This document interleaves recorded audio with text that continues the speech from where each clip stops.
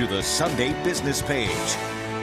Water quality in the Pittsburgh area came into a question again this past week when some customers of the Pennsylvania American Water Company in 55 communities in Washington and Allegheny County were asked to boil their water before using it because of cloudiness in the water they received. Just as that was ending, the Pittsburgh Water and Sewer Authority, which has weathered its own share of problems, was announcing a new collaboration with a local testing laboratory to regulate water quality.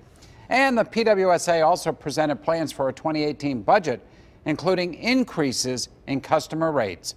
Many communities across America face major challenges with aging infrastructure and funding shortages that affect the water supply. We're joined now by Bob Weimar, the interim executive director of the Pittsburgh Water and Sewer Authority, for an update on what's being done to improve the quality and delivery of water to PWSA customers. Bob, it's great to have you on the show. Thank you so much for coming in. Thank you for having me. You know, obviously water quality is important to all of us, and that has got to be, I take it, the #1 goal, to deliver safe, clean water to any customer. Right? There's no question that that's our job one. And while it's a very difficult job, frankly, PWSA has done a fabulous job with what it's had for resources over the years. And I think what we're seeing now is the necessity for us to do that next generation of investment to continue to provide that great quality water. And that's why there's going to be some significant rate hikes for City of Pittsburgh residents. Is that not right? Yes, it is. And there are really two reasons for that. One is that we've recognized that there's a reliability problem. Much of our system, and particularly our operating facilities, pumps and the like, are very old, and we're at the point of their useful life.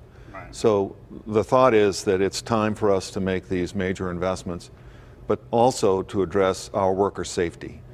We have electrical systems that are 80 years old, and they pose a problem for our staff to work with them. So as a result, we're looking at a complete reconstruction of the major primary water system elements. And that includes the water treatment plant, the major pumping stations, as well as some other facilities. And that's why you have this new arrangement or contract with, is it CWM? Is that the name of the company? Yes, CWM brings to us a new laboratory supervisor. One of the issues for us has been the ability to hire the right staff. And unfortunately, we decided to change our staffing to try and improve and raise the, if you want to call it, improvement level of the facilities, and to address some issues that have been raised recently by the federal and state inspections of our facilities. We actually had a comprehensive plant evaluation just a few months ago. We received the results of that actually this past week, and the intent of that was to show us ways in which we could improve, and one of the major elements was the ability of the lab to support the operating staff, and also the communication between those two groups.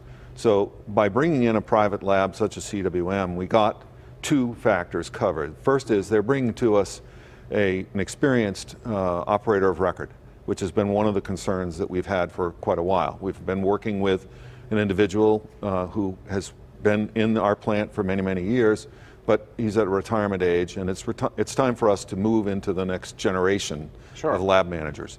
Secondly, we need to do something better to respond and deliver information to EPA and DEP.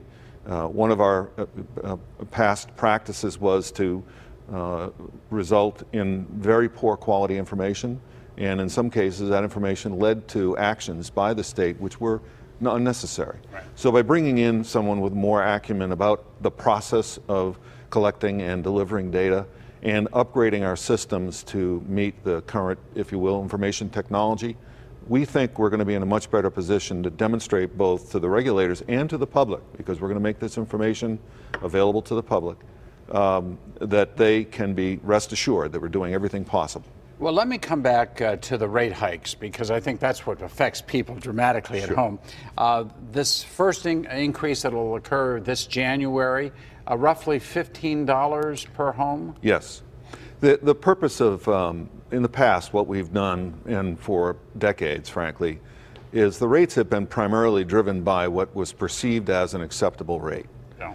And as a result, we've become low on the rate scale of comparison to other utilities. And frankly, we've been subsidizing, based upon city policy, the rates in the southern part of the city simply because our rates were so low. Yeah. So we're talking $15 per month. That's correct. That's and correct. Then next year, the following year, it'll go up again? Yes. By what, $10 a month? Another $7 and then $9 after that. So we're talking a significant in hundreds of dollars for the annually, yes, we are. Annually. And the bottom line, though, is that the board feels that that is absolutely essential in order to do the quality upgrades. Even with all the rate increases we're proposing, we'll still be substantially less than the current rate of American Water, who serves the southern part of the city. Right.